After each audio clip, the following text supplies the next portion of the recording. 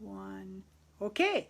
Hello, I'm Jane Voorhees and welcome to my studio. I'm here in Asheville in the tiny studio that I have in the back of my home. And I did a previous video that was about doing a watercolor underpainting, and I wanted to take it to the next step and show you that process. I have the images that I forgot on the previous one that I'll show you. It shows the steps in a finished painting, and if you look at these photographs, the colors don't match, but that's not important. That's a printer issue. But this was my initial application of paint on the paper, very random. I did think about the flowers and added those orange colors. So then I did the drawing on top of that application of color. Then I started working with negative painting technique, where I'm painting around the shapes of the petals instead of the petals themselves. And then this is basically the end piece, but here's what it really looks like. And but you can see that it's really it adds a lot, that technique adds a lot of color and randomness to it. So the other day I showed you the technique with it was using a plastic bag, and I create these underpaintings, and I'm going to show you what I do next. So in this case, I took this piece, and this is my reference photo for it. Let me orient it together. And the reason I thought I can pull this off, we'll see, is there's just a lot of color that I can use in here. I love this combination of these pots that was in a friend's driveway. And what I'm going to show today is I'm going to start doing some of the negative painting and pulling it together. But the first thing I did was to do the drawing. And at this point, I've used a 3B pencil, and the pencil mark is pretty dark on my paper. And I have a kneaded eraser that was really dirty, and you just pull it apart like this, and it's also a great worry stone kind of thing. And you get a clean area, get the inside, which is clean. And then what I'm going to do is pick up the graphite. So I'm just left with a faint image on the paper. Now another way I can do it, and you can see how dirty it got with all that graphite, I'm going to pull it apart again and get it clean. Why are you cleaning that, Jane? Because I don't want more graphite in places I don't want. Oh, excuse me, this is Chad Alice Hagen behind the camera helping me. And so if I get a clean area, then I can keep the paper clean as well. So now here's another cool way to lift the graphite and get a fainter pencil line on the paper, which is what I'm trying to do. I can roll it, just like we did in grade school, and then roll it over the paper, and you can see that really lifts it uniformly. And then I am working with it a faint outline.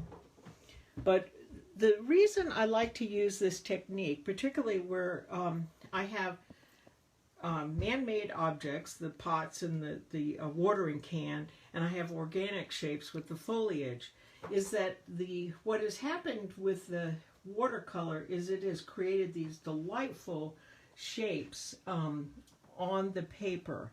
And I will use those shapes. I don't have to try and create. When we try and create organic shapes, often we duplicate ourselves over and over again, and they get real rounded and they just don't have the quality that the accidental marks do. So I can take my pencil and think about drawing this foliage and just kind of follow these shapes, and then I will further define them by what I paint around them. But that takes time, but which we don't have today, but I wanted to just show you how I use that. Here's a nice area right here, and I'm going to go in here and just follow that light area, and you see you just get this lovely ragged edge. It's got some variation in color. I can bring it back, and here's the pot. I'm just showing you real quick, but so I'm going to continue on that way. So it's maybe a little hard to see, but I just want to give you a basic idea. So now I'm going to put a little color on here just so you can see where I'm going with it. So the first thing I have to do is spray my paints. And what I'm going to mix up is I want to start painting this dark area in here, because once I get some of these darks around here, then I will be defining the watering can. So I'm going to mix, for that dark, I'm going to mix an ultramarine blue and burnt sienna. And it's going to give me a nice dark and neutral. So I've brought those two colors out, and then I mix them together. It does help if you have a little scrap of paper to try it on, which I forgot to put out here, but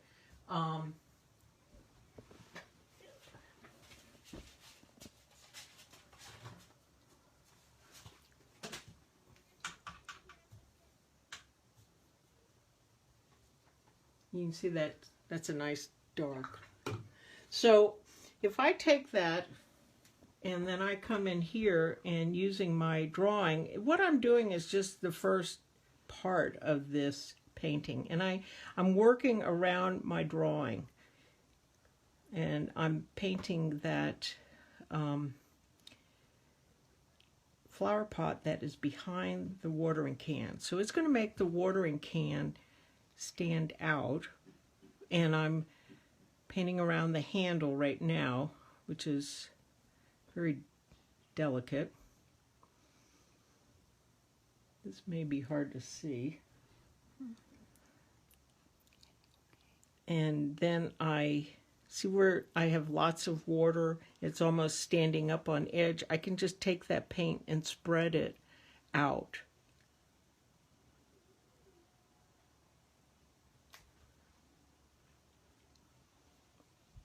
And the thing is it doesn't have to be perfect at this point. This is just the first. This is, your watercolor. You're building up the value, and really this kind of painting is really about value, because I am making this darker than what's in front of it, and hopefully it will look like something. And you see in some places that are wet, I'm kind of dropping the color in. Now over here, I've got a little shape. And if I don't want it to bleed there, I can leave a little bit of a space so they don't run together. And down here, trying to find my drawing.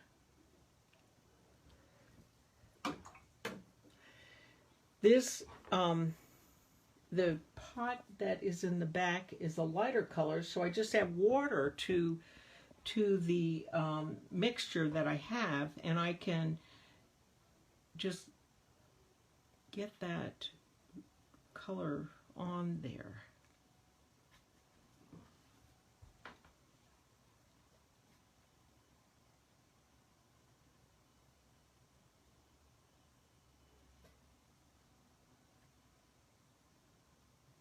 The other thing about watercolor is you have to wait for things to dry, which we can't do in this demo. So we're going to have some challenges here, but I'm just trying to show a difference of value up against the watering can so that the watering can will be visible. And it's starting to come together. The watering can on the image has a shadow. You put that that in there. And, you know, I'm not too worried about color even at this point, but I do not like that edge there up at the top because it doesn't,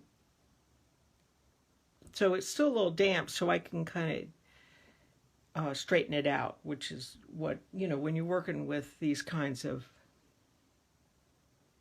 man-made objects, you do want those edges to look. But you see, it's already starting to come together, and I'm just doing light washes around the object.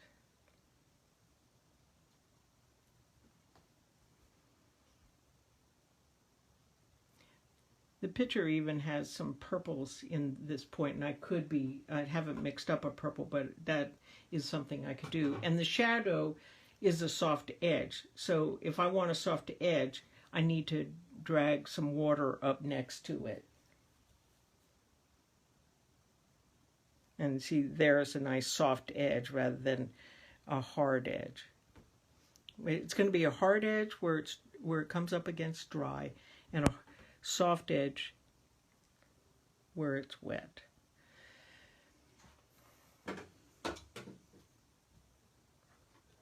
And then to unify something like the watering can. So the watering can, I'm going to just add some color in some places just to bring out the watering can. Though this is not, okay, so now you can see basically the shape of the watering can.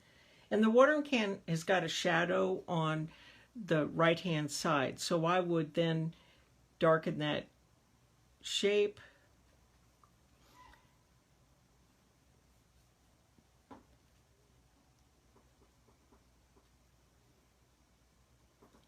And I don't want a hard edge here. See where I've painted in that shape?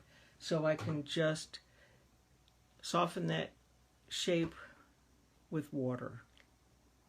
And then up at the top, there is the inside.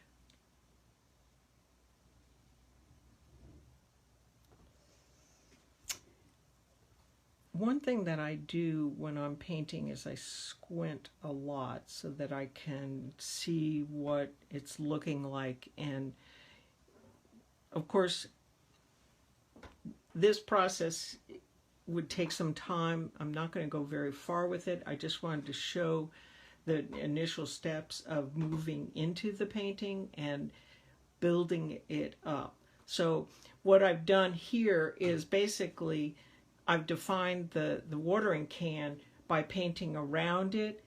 I've unified it a little by adding the shadow.